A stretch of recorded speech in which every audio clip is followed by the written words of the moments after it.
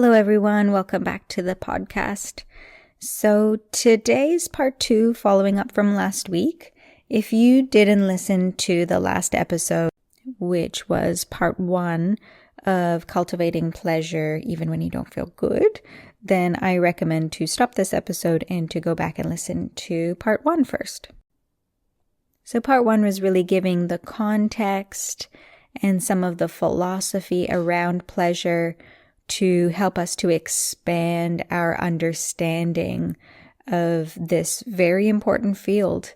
And I also shared that me having a kind of this chronic illness for the past few months and really struggling with a lot of heavy symptoms, I've also continuously, every single day, every night when I'm doing my kind of visualizations and meditations at night, I've had this experience of being completely engulfed in pleasure and bliss, almost spontaneously, it's just beautiful and it's amazing. Like I said before, because pleasure is, what we most desire to feel biologically and maybe on other levels as well, but also because it's so opening and so healing and so presencing, invigorating to feel that pleasure in our system. So that has been beautiful. And this question came on retreat and this question has come up in our Facebook group. So I want to answer it on a couple of different levels. But for me, it's something I want to speak to, that there is this special energy that we can open to that is very worth cultivating. And the reason the last episode was a lot about the philosophy and the theory about it is because having good philosophy and having good concepts and theories, it prepares us to integrate the experience. I was just having a chat with Kate yesterday about, when we're experiencing triggers, and so how do we resolve that? Once you've become aware that, oh wow, I've got a complex, or I've got a trigger, or I've got a fear or a worry or an anxiety or insecurity, and you kind of recognize it, and you might get some insight about it that, oh, this comes from my childhood or something like that. So once you get that feeling, then how do you actually integrate it or resolve it? Does that just happen automatically? And the answer to that, one of the ways that we integrate it is actually in any moment, to when that trigger comes up, to feel, what do I need to do here? Do I need to think about this more? Do I need to move my body? Do I need to journal? Do I need to speak to someone? So actually applying our healing tools is how we integrate it. But healing actually comes from 2 angles. One of them is this kind of bottom up, actually working with the trigger actively in real time and directly. And the other one is the psychoeducation piece. So having understanding and theory about how we work, this kind of developing of our conscious mind and its ability to step back and to hold a space for us, is how we heal and integrate those triggers that come up in the day-to-day. So in the same way with pleasure, and the same way with anything else that we speak about on this podcast, the theoretical components are a tool in and of itself that prepare the mind to integrate effortlessly this work. So now to get into some tools, the first tool for cultivating pleasure is gratitude. And gratitude is something that we practice both in the moment when we need it. So when we feel like, I need to reframe this, I am being pessimistic about my situation, I am consumed by fear and worry about a certain situation or by my experience, and I know I don't need to feel that. I need to reframe this. I need to celebrate my life. I need to feel grateful because I know there's so many parts of this experience that are absolutely my preference and my pleasure, and I feel so lucky to have them. I need to reframe and I need to focus on that. So gratitude is something that we practice in the moment. But gratitude is also a daily practice outside of challenging situations, having a gratitude journal, practicing gratitude meditations. There's some nice ones on the podcast. And then those informal moments of practicing gratitude. So basically pauses of appreciation, even if you're in an office building, even if you're at work, even if you're in a mundane situation, taking a pause to appreciate your life, this moment, your breath, the sunshine, your food, and not to mention all of the amazing moments in your life. These amazing moments of pleasure and connection and love and satisfaction that we have, to actually take pauses of appreciation. So the gratitude practice is so important for cultivating pleasure. So I'm talking about these techniques are things that I have cultivated to a high degree that meant that when I'm laying in bed like so toxic, so nauseous, and I put my hands on my belly and for a moment a rush of pleasure runs through me, I know that is because my system is very strongly tuned to pleasure, that it will actually spontaneously rush into me even when I feel like shit. So a gratitude practice is about tuning your nervous system, which is your mind, your body, your energy, all your organs, tuning to an experience of pleasure so that is something that becomes like a mode and a default of our system. The next strong tool that I've cultivated is the heart space. So again, the heart space is something we come home to in challenging situations.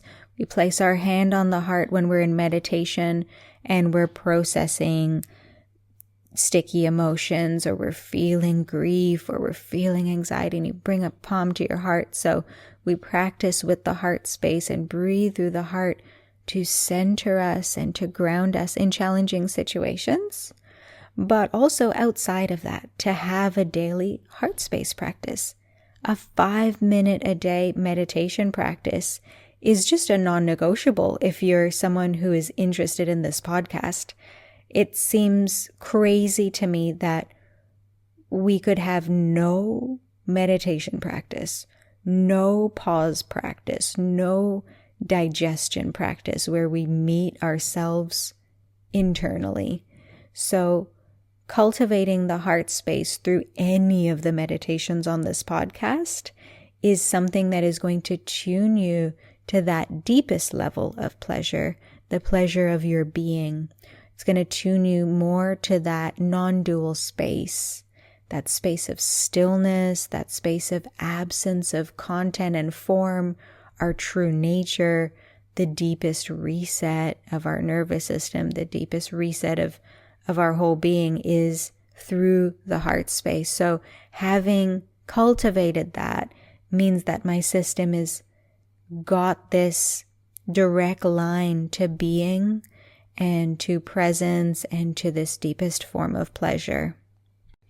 And then the technique of smiling energy. So smiling energy is, or the inner smile technique is a technique from the Taoist tradition, and maybe you've heard of Mantak Chia's work, where you smile into organs and you feel the internal energy associated with smiling.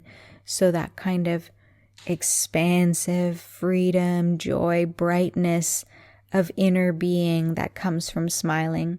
So working with smiling energy can be done in a yoga practice, meditation practice, any spiritual practice.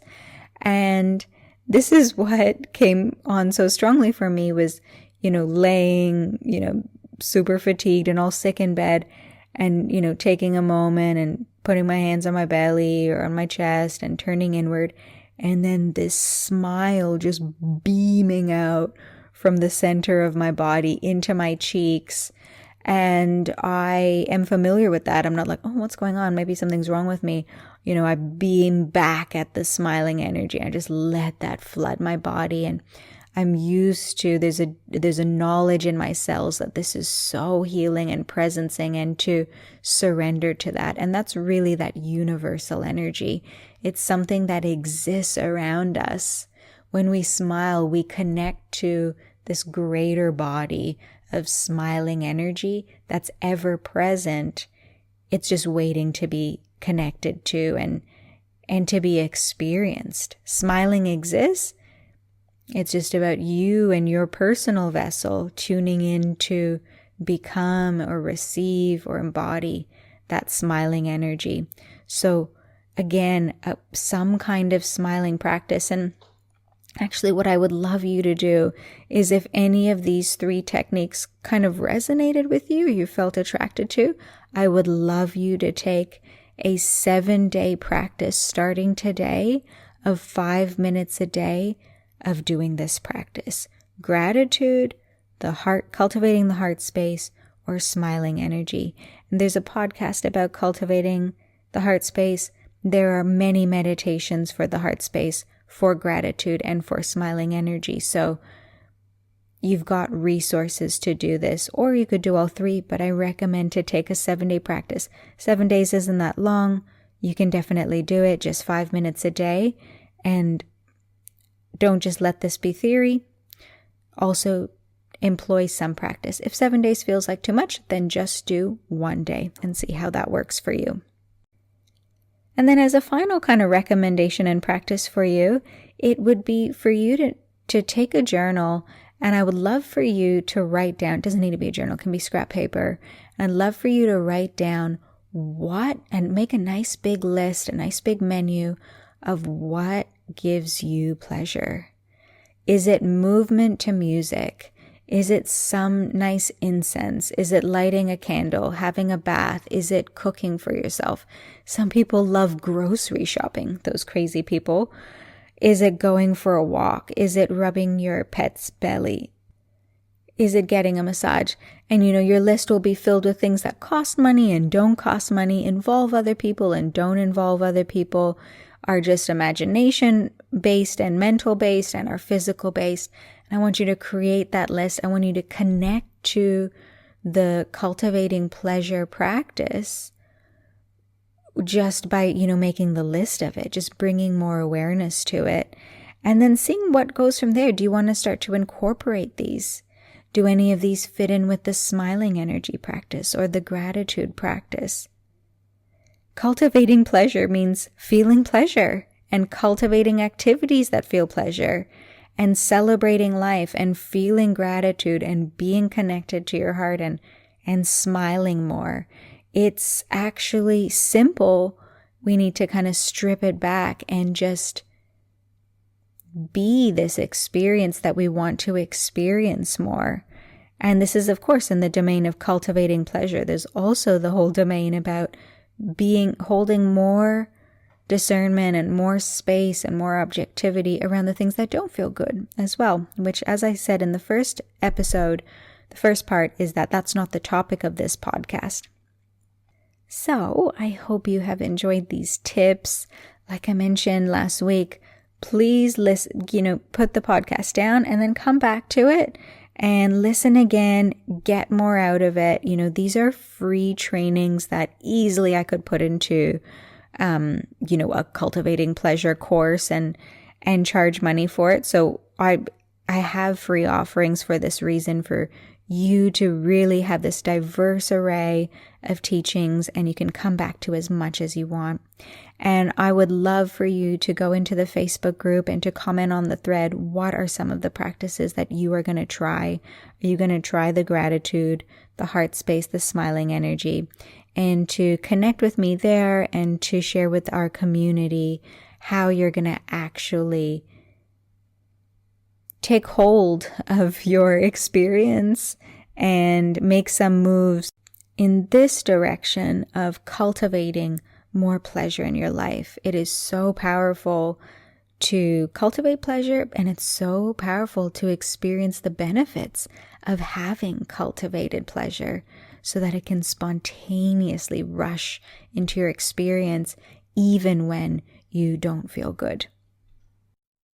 Thank you for tuning in to the Functional Spirituality Podcast.